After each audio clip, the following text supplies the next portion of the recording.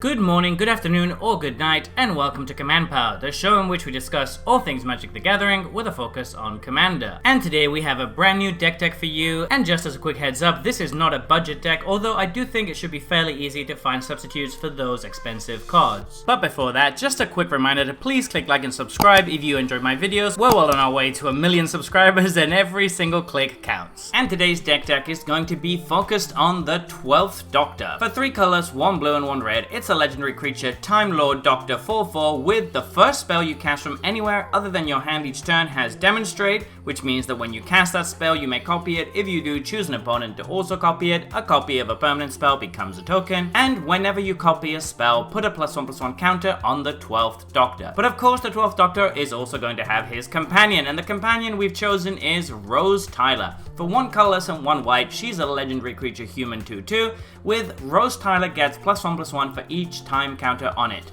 And Bad Wolf. Whenever Rose Tyler attacks, put a time counter on it for each suspended card you own, and each other permanent you control with a time counter on it. So the reason I chose the 12th Doctor should be surprising to no one. I made a very enthusiastic video about this card when it was spoiled because I absolutely love the Demonstrate mechanic. Now this card comes with a little bit of difficulty to get the max potential out of it. Obviously we want to be giving stuff Demonstrate during other people's turns as well as much as possible, but it turns out that that's not as easy to do as you might think. It would be if we didn't also have the restriction of having to cast from anywhere other than our hand, because most cards that we're going to be casting with mechanics that cast from places other than our hand are going to do so during our turn. So we have to get a bit creative to kind of figure out how to do that and take advantage of this so that we can get all those sweet Demonstrate triggers as much as possible. Now Rose Tyler is also very good in this deck, and she fills in a gap that the deck otherwise has, which is that it's not got much of a board presence early, but she is going to remedy that quite nicely. She's going to come down, and then we're going to hopefully have some stuff suspended, either stuff that we suspended before she came down or stuff that we can suspend after she's already in play, and then as soon as she starts attacking, she's going to get counters, which are going to make her bigger and bigger. And if she has a bunch of counters on her, we don't need to necessarily attack anymore. We can just keep her back to dissuade other people from attacking us while we set up our game plan. So in any case, the deck is going to be focusing obviously on suspend cards, mostly because they work well with Rose and kind of well with the 12th Doctor because we're casting them from exile. We have a few ways to remove counters at instant speed so that we can hopefully cast stuff from exile during our opponent's turn too, which is nice. We then also have a few cards that naturally cast stuff from the graveyard or from exile, which are going to trigger our Doctor. And we also have a couple of effects to mess around with copying, since our Doctor kind of cares about copying as well. So without further ado, let's get started, and we're starting off with Aeon Chronicler. This is a classic in suspend decks. It's quite expensive to suspend if you want to do it normally, but we do have a few other ways to suspend stuff without actually paying the suspend cost, at which point it becomes very good because we're just drawing free cards and our opponent can't really interact with the card draw very much. Deep Sea Kraken is a sweet card that I've always loved, and I put it in a lot of different decks, but it's very good in this deck because our opponents are probably going to end up removing the last time counter from it during somebody else's turn, which means we're going to get to trigger Demonstrate with it, and then it allows us to be really political. We can give it to one of our opponents, but we can say, don't attack me with it because I'm going to have 2 copies of Deep Sea Kraken, which is a faster clock, so if you attack me with yours, you're going to get 12 damage coming your way. Pretty sweet card in this deck. Dinosaurs on a Spaceship is sweet not only for the art and the name, but it's also very good in this deck. It's going to make basically 2/2 tokens that then turn into 3/3 tokens when the big daddy dinosaur comes into play, and the suspend is pretty reasonable. 5 mana and 4 turns isn't that long, particularly since we have so many ways to remove counters from this. And this is really one of the better suspend effects because it's allowing us to build a board whilst we're suspending. Errant Street Artist works very well with what the 12th Doctor is trying to do, since every time we demonstrate we're copying a spell. That means that we can copy the spell that we've copied again with Errant in play. It's also just a sweet card overall. There's a bunch of other ways that we can also copy stuff with her, so I just really like her in this deck. Etali Primal Storm is really sweet because once we attack with it and exile stuff from people's library, we then get to choose one to demonstrate. That means that we can demonstrate a spell from an opponent's deck, which is absolutely awesome. Flaming Tyrannosaurus is going to be really good with stuff like Etali, for example, example, but also with just all of the things that the deck is trying to do. We're going to be casting stuff from places other than our hand very often. I like this one a lot as well because it's going to get bigger and bigger, and when it dies, it deals damage to each opponent, which means it can be a one-off finisher if we need it to be. Jura of the Gitu is part of the glue that brings the deck together. We can use it to suspend cards that wouldn't normally have suspend, and we can even cheat on suspend counters on some of our cards,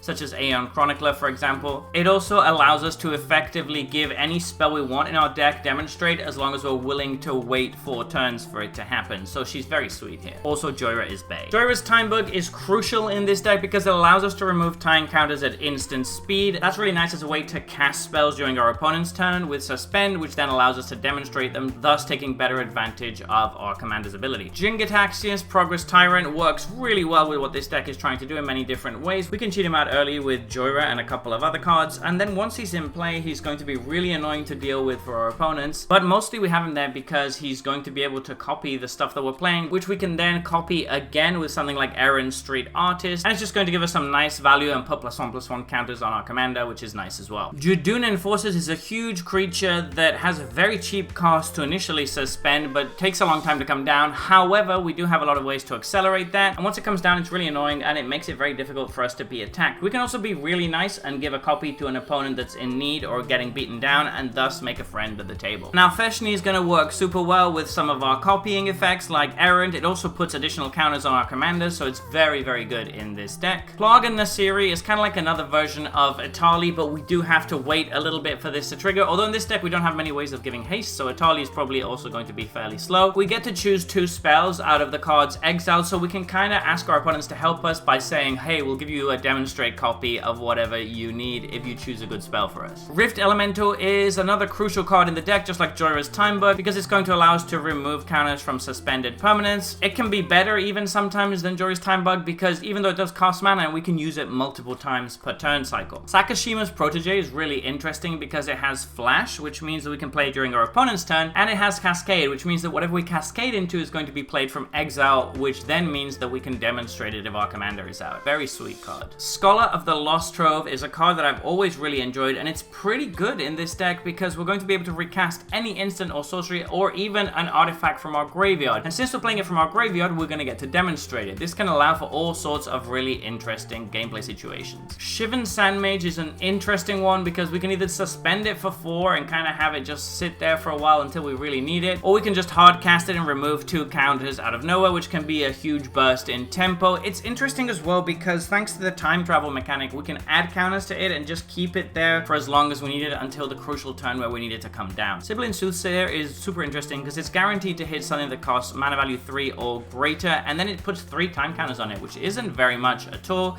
It's a really interesting card in the deck, and it can be very, very powerful. Snapcaster Mage is a classically good card that's particularly good in this deck because it's going to allow us to play an instant or sorcery from our graveyard, which of course means we can then demonstrate. Sphinx of the Second Sun is a great card in any deck focused around upkeep triggers. Obviously, suspend triggers on the upkeep, so we're really, really interested in having this in this deck. The 11th Doctor is a good way to suspend stuff that doesn't normally have suspend. We do have to put counters on it equal to its mana value, so that can be a lot sometimes, but we have a lot of ways to manipulate counters, so it shouldn't be too bad. And then also he can make stuff unblockable. Mostly it's going to be used on himself, but occasionally we might need to use it on something else. One thing that we can use it on is the 9th Doctor, which wants to be able to attack without getting killed, because then it can untap and give us an additional upkeep step. So the 9th and the 11th Doctor work really well together in this deck. The 10th Doctor, of course, also works very well. It's going to trigger whenever any creature attacks. It doesn't have to be himself, so that's going to make it very easy to get 1 trigger each turn. And this one is kind of better than the 11th Doctor because it's going to put 3 counters on whatever we exile instead of just the mana value. So that can sometimes be worse, but largely it's going to be better. And then of course Timey-Wimey is really good, but 7 mana is a lot of mana to be paying. Time Beetle can be a really good card in the right board state, but of course if there's a lot of creatures with 1 power around, then it becomes a lot worse because you're probably not going to get through. Connecting with this feels really good, and the 11th Doctor can help him get through. Timebender is quite pricey, but it does allow us to have a nice little burst of speed by removing counters from a suspended permanent, so we do have it in here for a one-off kind of big turn. Wild Magic Sorcerer is great in this deck with all the stuff we're casting from exile. Giving things Cascade is just very good. Yasmin Khan is a card I really like as a way to get some card advantage. It's also really good because we can do it during the opponent's turn, and if we don't hit an instant, we can still play it until the end of our next end step. That gives us a lot of leeway to find stuff to cast with Demonstrate. For sorceries, we have Ancestral Vision. This is obviously a really good suspend card, whether we get it early or late. Chronomantic Escape is really annoying in this deck because normally it essentially means that every 3 turns you can't be attacked. However, in this deck, we have so many ways to remove counters or to add counters that we can kind of control exactly when we can be attacked or not. And if we get enough time travel online, we can actually make it so that we basically can never be attacked unless this card gets counters. So it's kind of a really annoying card in the deck. Ecstatic Beauty is a really interesting card. It's great card advantage in this deck, and we can actually suspend it as well for just 1 mana, so it's really good in the early turns of the game. But later on, it gives us a burst of card selection. We can either use the cards this turn or just keep them there for 4 turns after, and we get to play them for free. It seems like a really strong card in the deck. Ensnared by the Mara is a card that I already made a video about. Suffice to say that it's a really fun card, but in this deck it's particularly good because we get to demonstrate stuff that we cast from exile, so we can have some really crazy turns with this. Expressive Iteration is again a really good card normally that just becomes so much better in this deck because being able to cast stuff from exile is one of the things this deck wants to be doing. Impending Flux should be a pretty good board wipe in this deck. We almost always want to be foretelling it or suspending it so it can count itself and always be a floor of at least 2 damage to each opponent and each creature they control, but it should usually be a lot more than that and do a pretty good impression of Delayed Blast Fireball. Inevitable Betrayal is a great suspend card, so of course it's in this deck. Inspiring Refrain keeps the card advantage coming. These kind of cards that recast themselves, such as Chronomantic Escape and Inspiring Refrain, are particularly good in this deck because Rose Tyler is going to see them every time. They're basically always going to be in the suspend zone. Mind's Desire is a card I absolutely love. It's a bit of a pet card, so you could consider removing it for something else, but I think it's good enough in this deck. If we have a big turn where we've cast a lot of suspended cards, then we can play this and get a bunch of copies, and the first thing that we hit is going to trigger Demonstrate, so that's really nice with our commander. Reality Strobe is another of these cards that keeps recasting itself. Instead of drawing cards and preventing us being attacked, it is going to bounce permanents to their owner's hands. The Wedding of River Song is a nice little political card that's going to just work so much better in our deck than in our opponents that it's going to be less symmetrical than it should usually be. And Wibbly Wobbly Timey Wimey, apart from having a fantastic name, is just a very good card in the deck with all of the suspend we're doing. Moving on to artifacts, we have Rotating Fireplace, which is going to be really solid with all the time traveling we're doing on the deck. It's going to have a lot of time counters on it and is therefore going to allow us to get a lot of mana. TARDIS works really well with some of our creatures, such as the 9th Doctor, but it's also just great to give our stuff Cascade. And Twinning Staff is going to make extra copies every time we copy a spell, and we are copying a lot of spells in this deck. For enchantments, we have Paradox Haze. It's obviously great to get an extra upkeep step so we can remove more counters from our suspend cards. Regenerations Restored is very slow, but it is going to gain us 12 life and allow us to scry 12 times in total, which is pretty solid. And then it can eventually, although not that eventually in this deck with all the time travel we're doing, give us an extra turn, which is obviously fantastic and should win us the game. The Flux is going to act as acceptable removal in the first chapter, and then later on we're just going to be able to cast stuff from exile. That's obviously something that we're very interested in this deck. Finally, it's going to give us 6 mana, which is just a nice ending to power out a big turn. The Girl in the Fireplace is doing a lot of interesting stuff. First off, it's giving us a creature that's really annoying to attack into because it can just block as long as we can keep the vanishing counters on it, which we should be able to with all the time travel we're doing. The second chapter is good because it's going to give doctors we control horsemanship. We're playing a lot of doctors, so that's going to make them close to unblockable in most situations, which then ties into chapter 3, which is going to allow us to time travel whenever we deal combat damage that turn. And with our doctors having horsemanship, that should seem pretty likely. Finally, the Parting of Ways is a bit expensive, but it is going to give us some very powerful effects. We can hit up to 5 cards and give them all suspend with this. We're probably going to hit about 3 on average, which seems pretty good. The second chapter just works so well with the deck because time traveling twice is going to accelerate all of our clocks so much. And then the final chapter isn't bad either. Getting to destroy 3 artifacts is always good. For instance, we have Behold the Multiverse. This is nice because we can foretell it and then cast it from exile during a different turn, which means we're going to trigger our Demonstrate. Decaying Time Loop is another good one that we can demonstrate during our opponent's turn. Delayed Blast Fireball is always excellent in Commander, but it just fits so perfectly in this deck. Getting to demonstrate it is crazy good. However, as far as I know, the ruling would be that if you demonstrate and give a copy to your opponent, the copy is also considered to be cast from exile, so you might want to be careful if you have a good board yourself not to cast this during your opponent's turn. Although, of course, you do have the choice to not demonstrate, and that's always good as well. It's just amazing, though, that you can use this to effectively deal 10 damage to all of your opponent's faces out of nowhere. Fury Charm is one of the few cards in the deck that we've kept that basically just remove time counters.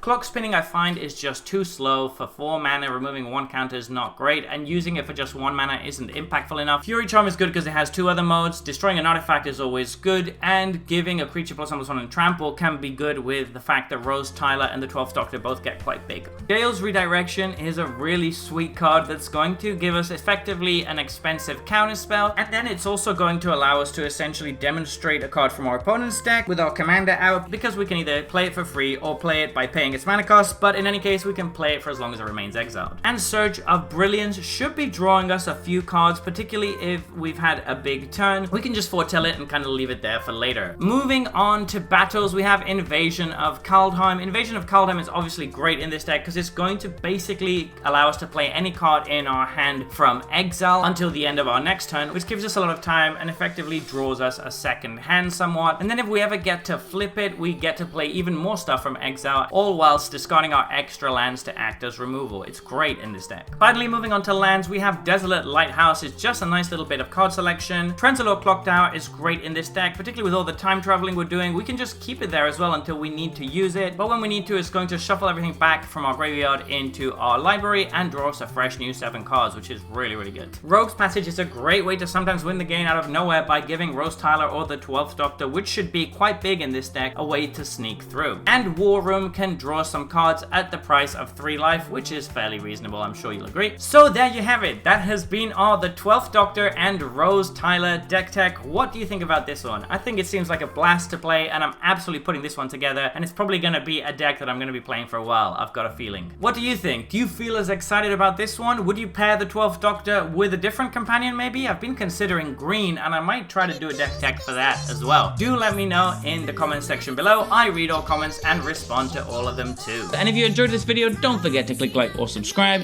It really helps the channel. And until next time, take care. Woo!